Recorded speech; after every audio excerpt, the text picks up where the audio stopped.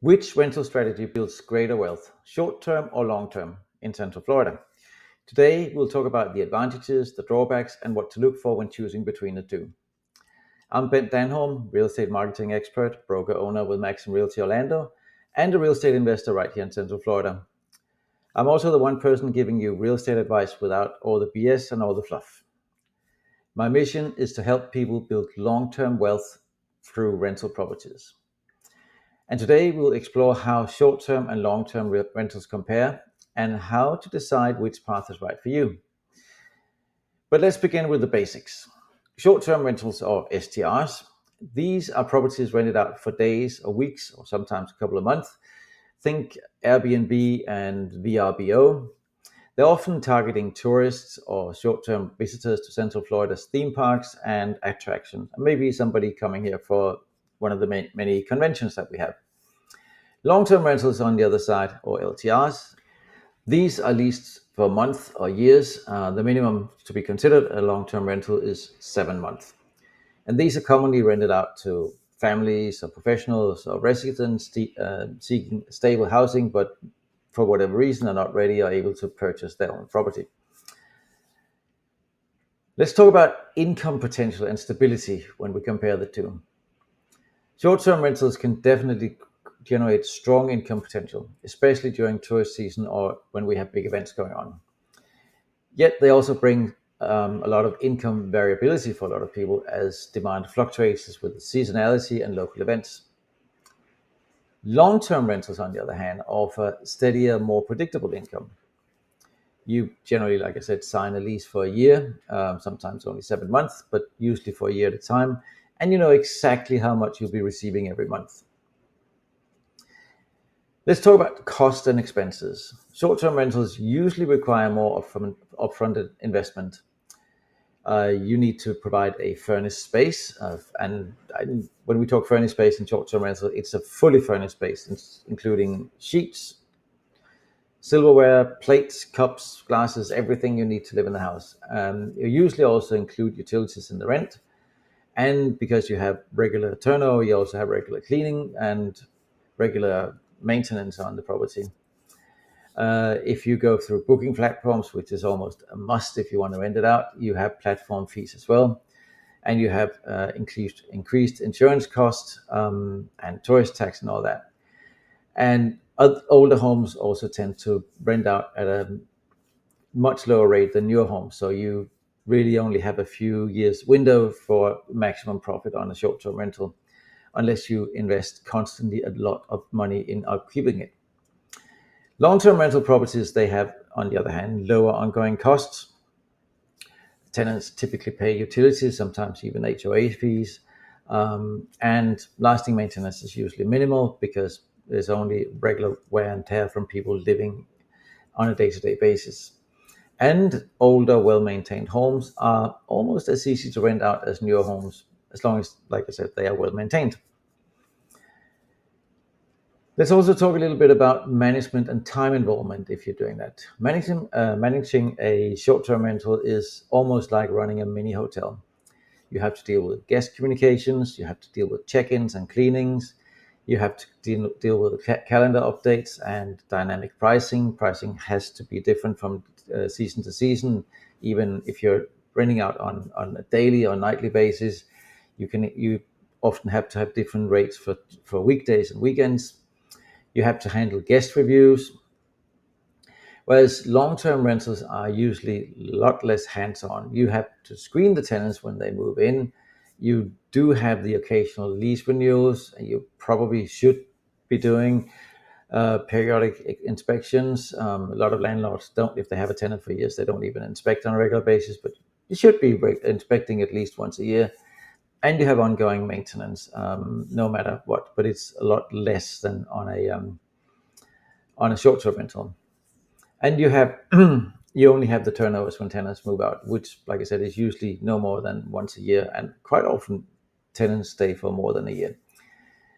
So short-term rentals are definitely considerably more time-intensive and costly if you have to hire help to help you with all these things that needs to be done in a short-term rental. Risk and liability is also different between the two models. Short-term rental risk often include local regulation changes, guest damages or misuse of the property, and income swings during low demand periods at the time, and high vulnerability to negative reviews. It actually only takes one or two guests to totally ruin your well-oiled machine, your well-oiled moneymaker, if it's a short-term rental. But there are also risks with long-term rentals. You risk that the tenants don't pay or they damage your property. You might have to go through an eviction process, which is not easy. You can occasionally have longer vacancies between leases because you might have, if you have a tenant who's been there for a couple of years, you might have to go through a maintenance period before you can rent out to the next tenant. So definitely each model carries different types of operational and financial risks. You also need to consider regulatory and legal considerations. Short-term rentals in Central Florida require local permits and licensing, which is a cost and something to maintain. You have to collect tourist taxes when you do short-term rentals. You obviously also have to adhere to community and HOA rules. But there are also regulatory risks associated with long-term rentals. Long-term rentals are governed by the landlord and tenant laws, which include required lease terms. You have to have certain things in your lease, especially if you're using a realtor. There are limits to what they can do. You have to you have certain notice requirements for rent increases. You cannot just raise your rent if you feel like it, or even you can't always even just raise your rent at a lease renewal unless you have notified the tenant well in advance. There are different tenant rights and there are different eviction rules to short-term rentals. So you definitely need to be aware of all the legal obligations before getting started, no matter whether you're looking at short-term rentals or long-term rentals. When you evaluate each strategy, you need to first of all pay attention to your personal availability, especially if you're considering short-term rentals, because short-term rentals definitely demand more of your time. You also need to look into local market dynamics. Is there consistent demand for short-term rentals in the area you're looking at, or is it a better base for long-term renters? Make sure you know the local laws and the HOA rules. Make sure that your plan is legal, because it can be really expensive to especially run a short-term rental in an area where short-term rentals are not allowed. And also, if you're looking at short-term rentals, you need to consider your own tolerance for variability. Short-term rentals definitely can be a lot more rewarding in terms of cash flow than long-term rentals, but they're also a lot more unpredictable. So what are your investment goals? Do you prefer a high potential return here and now, or a consistent cash flow, or want to rely more on appreciation of the property combined with a lower cash flow? These are all things you need to take into consideration if you're looking at investing in real estate for short-term or long-term purposes.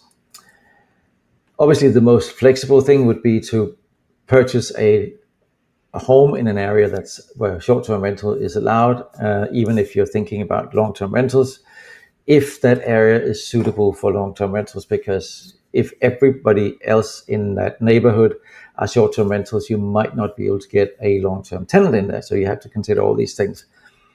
Lots of things to consider, but I would say this: no matter which way you go, if you go about the right way with the right guidance, you can make a lot of money in both short-term and long-term rental. You just need to be aware what your own goals are. Make sure you sit down and consider where you want to be, how much time you want to invest in it, and what is your primary goal. Is it short-term high cash flow, or is it a little less cash flow but a lot more stability? Basically, that's the main difference between the two. If you did find this guide helpful, why not hit that subscribe button and ring the bell so you don't miss any more real estate insights from me. I try to make them as useful as possible. And after watching this video, or even maybe something you made up in your mind before, what appeals to you more? Is it running a hands-on short-term rental, or would you rather have a more passive long-term lease? What are your thoughts? Let me know in the comments below.